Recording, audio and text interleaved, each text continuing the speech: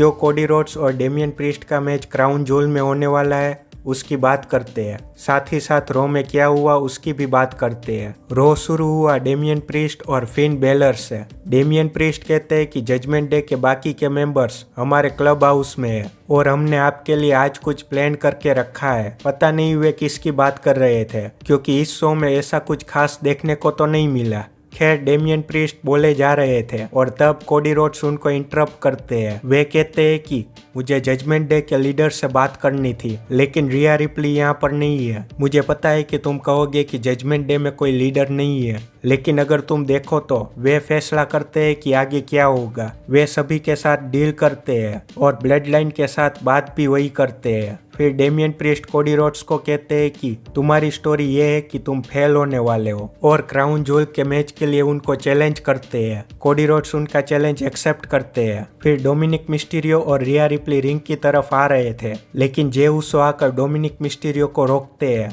और Cody Rhodes Damien priest को मारते हुए अनाउंस टेबल तक ले जाते हैं, लेकिन जेडी मैकडायना पीछे से आकर उनके पैर पर वार करते हैं। फिर डेमियन प्रीस्ट उनके पैर को स्टील स्टेयर्स पर मार देते हैं और उसी पैर पर चेयर से भी मारते हैं। फिर मेन इवेंट में डेमियन प्रीस्ट और जे उसो का मैच होता है जिसमें फिन बेलर के इंटरफियर करने से डेमियन प्रीस्ट मैच को जीत लेते हैं। मैच के बाद फिन बेलर जे उसो को अपनी फिनिशर मारते हैं और उनके भी पैर पर चेयर शॉट मारने जा रहे थे लेकिन कोडी रोड्स आकर उनको बचाते हैं। अब बात करते हैं कि क्यों WWE ने क्राउन जूल में टैग टीम मैच की जगह कोडी रोड्स और डेमियन प्रीस्ट के बीच सिंगल्स मैच रखा। मुझे ऐसा लगता है कि WWE डेमियन प्रीस्ट के money in the bank cash in के बाद उनको वर्ल्ड हेवीवेट चैंपियन बनाना चाहते हैं, इसलिए उनको क्राउन जूल में सिंगल्स मैच में रखा ताकि फैंस उनकी इन रिंग स्टाइल से फेमिलियर हो पाए और इसी वजह से उनको इस रो के मेन इवेंट में रखा गया और उनको जिताया। मुझे पर्सनली ऐसा लगता है कि डेमियन प्रीस्ट की जगह ड्रू मैकिंटायर को वर्ल्ड हेवीवेट चैंपियन बनाना चाहिए क्योंकि उनके नए कैरेक्टर को फैंस पसंद कर रहे हैं। अब उनकी रिया रिप्ली के साथ क्या बात हुई वो तो हमें नहीं पता चला, लेकिन इस रो में रिया रिप्ली सेथ रॉलिंस को कहते हैं कि तुम्हें जजमेंट डे की जरूरत है अगर तुमको रोमन रेंस की तरह चैंपियन बने रहना है, जिस पर सेथ रॉलिंस कहते हैं कि उनको रोमन रेंस की तरह नहीं बनना।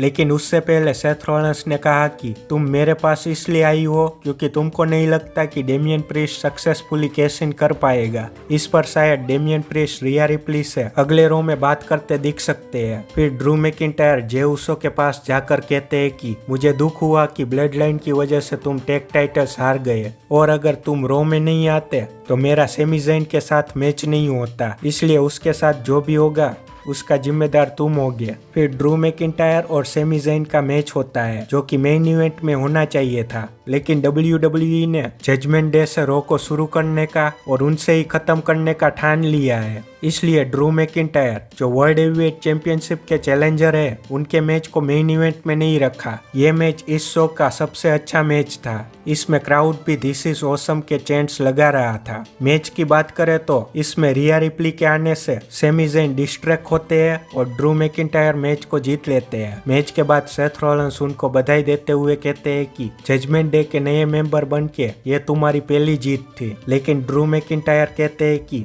तुम और रिया रिप्ली आज कुछ बात कर रहे थे, क्या तुम जजमेंट डे के ऑफर को एक्सेप्ट करने वाले हो? सेथ रॉलिंस कहते हैं कि मुझे तुमको हराने के लिए जजमेंट डे की हेल्प नहीं चाहिए और दोनों समझौता करते हैं कि उनके क्राउन जूल के मैच में जजमेंट डे की हेल्प नहीं लेंगे। अब देखना होगा कि क्या जजमेंट डे उनके मैच में इंटरफियर करेंगे या फिर नहीं। अब बात करते हैं द न्यू डे और अल्फा एकेडमी के टैग टीम मैच की, जिसमें ओटिस को दोनों फिनिशर मारते हैं और मैच को जीत लेते हैं। अब मैंने एक वीडियो में कहा था कि चैट गेबल और गंथर के मैच को WWE किसी बड़े शो के लिए बचा कर रख रहे हैं, इसलिए चैट गेबल पर पिन नहीं होने दे रहे हैं, सब ओटिस पर पिन कर रहे हैं, जो कि ओटिस के लिए सही नहीं है क्योंकि जब भी अल्फा एकेडमी मैच हारेंगे तो ओटिस पर ही पिन होगा। खैर हमें इस मैच से पता चलता है कि अकीरा तोजावा अब अल्फा एकेडमी के मेंबर बन गए हैं और बाद में वे ब्रॉन्सन रीड को चैलेंज करते हैं, जिससे उन दोनों का मैच होता है। ब्रॉन्सन रीड मैच को जीत लेते हैं। शो में लोगन पॉल भी होते हैं जो आकर अपने बॉक्सिंग के ओपोनेंट की बात करते हैं। बाद में वे कहते हैं कि वे यूएस चैंपियनशिप जीतने वाले हैं। फिर डोमिनिक मिस्टीरियो वहां पर आते हैं, लेकिन क्राउड उनको बोलने का मौका नहीं दे रहा था। वे कहते हैं कि जब तुम रे मिस्टीरियो को हराकर यूएस चैंपियन बनोगे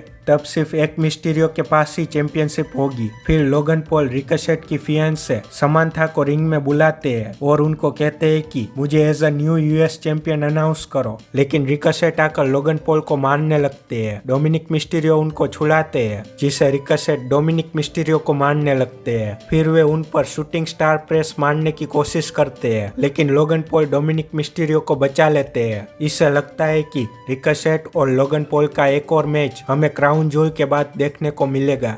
अब जियोवानी विंची और जॉनी गार्गेनो के मैच की बात करें तो इसमें लडविग काइजर इंटरफियर करने की कोशिश करते हैं, लेकिन चांपा आकर उनको मारने लगते हैं और जॉनी गार्गेनो मैच को जीत लेते हैं। शो में बेकी लिंच और इंडी हार्टवेल का NXT वुमेन्स चैंपियनशिप के लिए मैच था, जिसमें बेकी लिंच जीत जाते हैं। मैच के बाद दोनों एक दूसरे से हाथ मिलाते हैं। फिर क्राउन जूल के फेटल 5 मैच की कॉन्ट्रैक्ट साइनिंग थी, जिसमें एडम पियर्स ने रिया रिप्ली के अलावा चारों ओपोनेंट्स को बुलाया और उनसे साइन करवाई। उन्होंने कहा कि रिया रिप्ली की साइन वे बाद में ले लेंगे, लेकिन रिया रिप्ली वहां पर आते हैं। वे रिंग के बाहर खड़े होकर कहते हैं कि मैं ही क्राउन जूल में जीतने वाली हूँ। फिर नए जैक्स कहते हैं कि तुम स्मार्ट हो, तुम चाहती हो कि मैं तुम्हारे लिए इन तीनों को स्क्वॉश करूँ। फिर वे शेयना बेजलर, जोई स्टार्क्स और रकेल रोड्रिगस को कहते हैं कि वो चाहती है कि मैं तुमको मारूं उसके लिए। फिर चारों एक दूसरे को मारने लगते हैं, लेकिन रिया रिप्ली खड़े होकर देख रहे थे। फिर वे बैक स्टेज कॉन्ट्रैक्ट साइन करके एडम पियर्स को दे देते हैं। बाद में चेल्सी ग्रीन और पाइपर नाइविन का मैच नटालिया और निकी क्रॉस के साथ था, जिसमें निकी क्रॉस आकर थोड़ी देर खड़े रहते हैं, फिर वहां से चले जाते हैं, जिससे चेल्सी ग्रीन और पाइपर नाइविन मैच को जीत लेते हैं। शो में निकल डिस भी आए थे। वे एडम पियर्स से स्मैकडाउन में जो हुआ उसके लिए माफी मांगते हैं। अब स्मैकडाउन में क्या हुआ था और ये स्टोरी कहाँ जा रही है, ये जानने के लिए इस वीडियो को देखिए।